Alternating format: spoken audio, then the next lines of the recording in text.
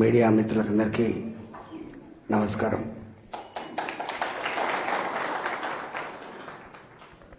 ఒక గెలుపు వందల తప్పులు కప్పిపుస్తుంది. ఒక ఓటమి వందల తప్పులు ఎత్తి చూపుతుంది. ఇవాళ మొట్టమొదటిసారిగా ఈ నియోజకవర్గంలో ప్రజలు ఇచ్చిన తీర్పుని గౌరవించి శిరసా వహించి దానికి కారణాలేంటో ఎవరికి వాళ్ళుగా విశ్లేషించుకుంటారు. దానికి ఇక్కడ మనం ఏకరు పెట్టేటువంటి అక్కర లేదు. ఎప్పుడు కూడా ఈ నియోజకవర్గంలో కావచ్చు, ఎక్కడైనా కావచ్చు, పార్టీల మధ్య ఘర్షణలు, ఆ ఘర్షణ ఆలోచనపరమైన ఘర్షణ ఉంటుంది. ఆ ఘర్షణ అధికార పార్టీ ప్రతిపక్ష పార్టీ అనే ఘర్షణ ఉంటుంది. అధికారంలో ఉన్న పార్టీ నేనే చేస్తున్నా అనేటువంటి భావన, ప్రతిపక్ష పార్టీగా వాళ్ళ వైఫల్యాన్ని చెప్పుకునే పార్టీగా మనం ఉంటాం. 2021లో ఏ తీర్పు అయితే ప్రపంచంలో ఉన్నటువంటి తెలుగు బిడ్డలు గర్వపడ్డారో, ఏ తీర్పు అయితే తెలంగాణ ప్రజల ఆత్మగౌరవ బావుట ఎగిరేసిందని చెప్పి మీరు ఎక్కడికి పోయినా ఆ కితాబ్ మీకు దొక్కిందో, ఆ మాటలు అన్నప్పుడు మీరు పొంగిపోయినరో, ఇవాళ అదే ప్రజలు మళ్ళీ మనల్ని గిట్టెట్లా అనే పరిస్థితికి వచ్చినట్టు మీరు చెప్తున్నారు, నేను చెప్తలేను. దానికి కారణాలు ఏంటో అనేకం ఉంటాయి. చెప్పుకుంటే ఒక్క కారణం అని చెప్పలేము మనం. కానీ ఒకటి మాత్రం సత్యమైంది ఏంటంటే 2021లో మనం గెలిచిన తర్వాత ఇక్కడ గెలిచిన ఎమ్మెల్యే, గెలిచిన ఎంపీ ఇక ప్రోటోకాల్ లేకుండా, వాళ్ళ కనీస కర్తవ్యాలు నిర్వహించకుండా కట్టేలు చేయబడ్డాయి. మీ కళ్ళ ముందే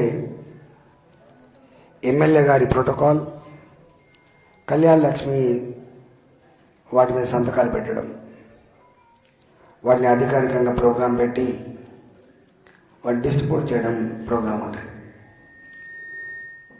ఇవాళ గ్రామాలలో ఏ అభివృద్ధి జరిగినా, ఏ ప్రభుత్వపరమైన ప్రోగ్రామ్స్ ఉన్నా, లేదా ఎమ్మెల్యేకి కొన్ని బాధ్యతలు, ఎంపీలకు కొన్ని బాధ్యతలు ఉన్నప్పటికీ కూడా ఎట్లా గెలిపించిన హుజరాబాద్లో వాళ్ళ మీద కక్ష తీర్చుకోవాలి, వాళ్ళని రాసి రంపాన పెట్టాలి, వాళ్ళ సంగతి చూడాలని చెప్పి స్వయంగా పగబట్టిన వ్యక్తి కేసీఆర్. పగబట్టి ఓడిపోయిన వాళ్ళకి, సౌండ్ కొంచెం తక్కువ చేయి, ఓడిపోయిన వాళ్ళకి అధికారం ఇచ్చి, ప్రజలు తిరస్కరించినా, ప్రజలు ఓడగొట్టినా వాళ్ళకే మళ్ళీ అధికారం ఇచ్చి, వాళ్ళకే మనకంటే ఎక్కువ ప్రోటోకాల్ ఇచ్చి, ఇవాళ ఈ నియోజకవర్గంలో ఈటల రాజేందర్ అంటే కార్యక్రమాలు కనపడద్దు. ఇది మీకు అర్థం కావు. పేపర్లకు మేనేజ్ చేసి, టీవీలలో మేనేజ్ చేసి, వీరి ప్రోగ్రాంలు ఎక్కడ తెలంగాణ వ్యాప్తంగా లేదా తెలుగు మాట్లాడే ప్రపంచవ్యాప్తంగా తెలుగు కూడా నిషేధం కూడా పెట్టింది, మీకు తెలియదు.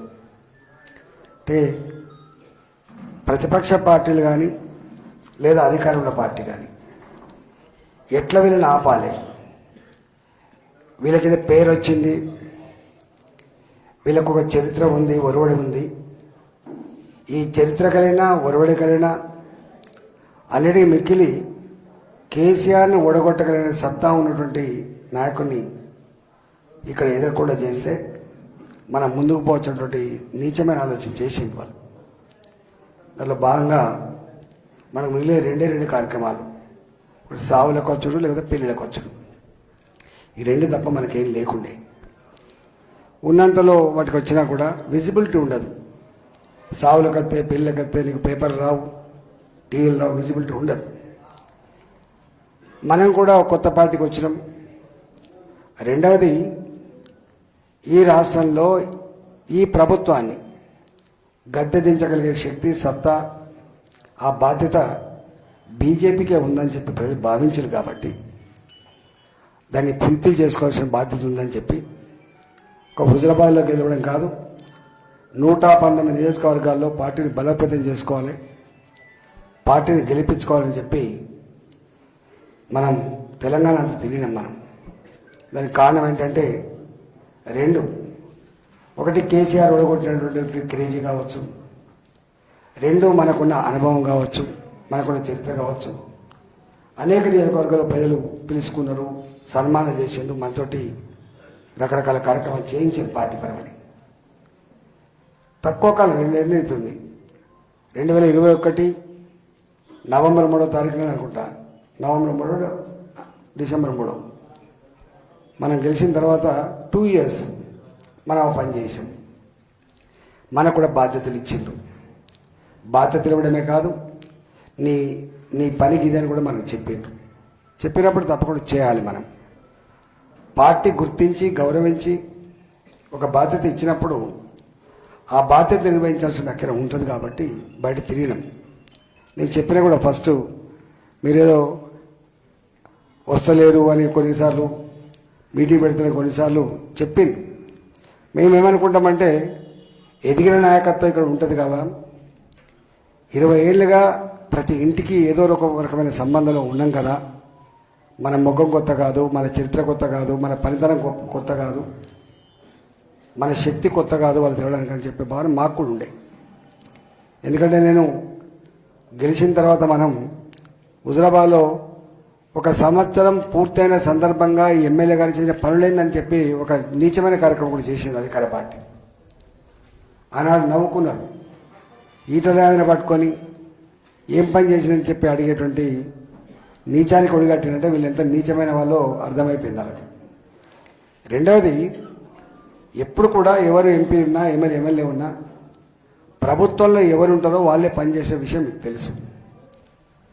కళ్యాణ లక్ష్మి చెక్కులే పంచనీయకపోతే సీఎం రిలీఫ్ ఫండే ఈయన దగ్గర పోతారు అని చెప్పి నిజమైన పని చేస్తే ఇక పనులు ఎట్లా చేయనిస్తారు, రోడ్డుకు ఎట్లా పైసలు ఇస్తారు.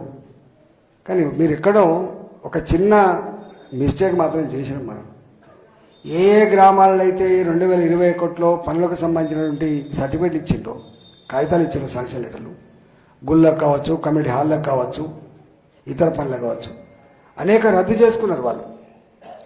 మరి గ్రామాలలో ఎన్నికల ముందు ఇచ్చినటువంటి హామీలు కానీ, ఎన్నికల ముందు ఇచ్చిన శాంక్షన్ లెటర్లు కానీ, ఎన్నికల ముందు పోసిన గుళ్ళ ముగ్గులు కానీ, ఎన్నికల ముందు ఇచ్చినటువంటి కమ్యూనిటీ హాల్ల ముగ్గులు కానీ ఎందుకు పూర్తి చేయాలని చెప్పి అడగలేకపోయారు. ఇవాళ అవి అడిగి ఉంటే మళ్ళీ కొత్త హామీలు నమ్మకపోయేటోళ్ళు. ఎంత బాధ్యత అంటే ఉన్న గుళ్ళను కూడా కూలగొట్టుకున్నారు, కొత్త గుడి కట్టిస్తామండి. గంత నేను చెప్పినాం, అరే ఈ కాగితాలు చెల్లేటివి కాదు. తెలంగాణ రాష్ట్రంలో ప్రజలందరూ కూడా ఒక నిర్ణయానికి వచ్చిన్నారు. కేసీఆర్ను బొందబెట్టకుండా, కేసీఆర్ను ఒడగొట్టకుండా ప్రజాస్వామ్యం బతకదు, ప్రజల ఆత్మగౌరవం మిగలదు. ఇవాళ ఇప్పటికే మాటకు చేతకు పొంతన లేదు. చెప్పేటివి మాటలు కోటలు దాటితే కేసీఆర్ కానీ కాళ్ళు తన్నీలు దాటినట్టున్నాయి. ఎట్టి పరిస్థితిలో కేసీఆర్ని ఒడగొట్టాలి. అది 2 రోజులు తీసుకున్న నిర్ణయం కాదు, 3 రోజులు తీసుకున్న నిర్ణయం కాదు. అది 1 సంవత్సరం క్రితం నేను తీసుకున్న పేరు. మమ్మల్ని తెలుస్తూ ఉంటాం, మేము ఎక్కడికి పోయినా కూడా ఈసారి కేసీఆర్ కొట్టేసేది లేదు. అది నాలాంటి వాడిని ఇబ్బంది పెట్టిన పద్ధతి కావచ్చు, అనేక ఉద్యమ నాయకుల మీద కేసులు పెట్టిన పద్ధతి కావచ్చు, మన కళ్ళారా చూసినాం. ఏ నాయకులు, ఏ ఉద్యమకారులు అయితే ఆనాడు తెలంగాణ కోసం కొట్టాడిందో ఆ నాయకుల మీద చేసిన చర్యలు ఏందో మీకు తెలుసు. కోదండరాం లాంటి వాళ్ళ మీద మొత్తం తలుపులు పాల్గొట్టి ఎట్లా అరెస్ట్ చేసిందో మీకు తెలిసి చూసిండు. మందకృష్ణ మాదిగ లాంటి నాయకుడు 2009లో నిమ్మరసం ఇచ్చి ఆయనను తెలంగాణ ఉద్యమంలో సహకరిస్తే ఆయన జైలు పంపించిన చూసిండ్రు. ప్రతిపక్షంలో ఉన్న వాళ్ళని పంపించి చూసిండ్రు. అనేక మంది కడుపు మండి సోషల్ మీడియాలో పెట్టినా ఇక్కడ పేపర్లు స్టేట్మెంట్ ఇచ్చినా ఎట్లా అణిచివేసిందో మీరు చూసిండ్రు. ఇట్లా ఇవన్నీ కలగలిసి మొత్తం మీద ఆయన ఓడగొట్టాలని చెప్పి నిర్ణయించుకున్నారు. దానికి నాయకత్వం వహించాల్సిన పార్టీ భారతీయ జనతా పార్టీ వాస్తవంగా అది. కానీ ఎన్నడూ ఒక రూపాయి పనిచేయని ఉద్యమాలు చేయనటువంటి వాళ్ళు, లేదా ఇలా మనం చూసిన కాంగ్రెస్ పార్టీ 4-5 నెలల వరకు కూడా ఏం లేకుండే టక్కన ఎందుకు వచ్చింది అంటే లిక్కర్ స్కామ్లో కాంగ్రెస్ పార్టీ చేసినటువంటి విచిత్ర అనుమానం. దానికి అనేక సందర్భాలు స్వయంగా భారత ప్రధానమంత్రి నరేంద్ర మోడీ గారు క్లారిఫై చేసిండు. అనేక సార్లు నడ్డా గారు వచ్చిండ్రు, అనేక సార్లు అమిత్ షా గారు వచ్చిండ్రు. ఎట్టి పరిస్థితులు లేదని చెప్పడమే కాకుండా మనం ఎట్లా ఘాటైనటువంటి పద్ధతిలో స్పందించడం మీరు చూసిండు. కానీ ఎందుకో ప్రజలు మాత్రం బాజాప్తా దాన్నే నమ్మేది తప్ప మనం చెప్పేదాన్ని నమ్మలేకపోయిండ్రు.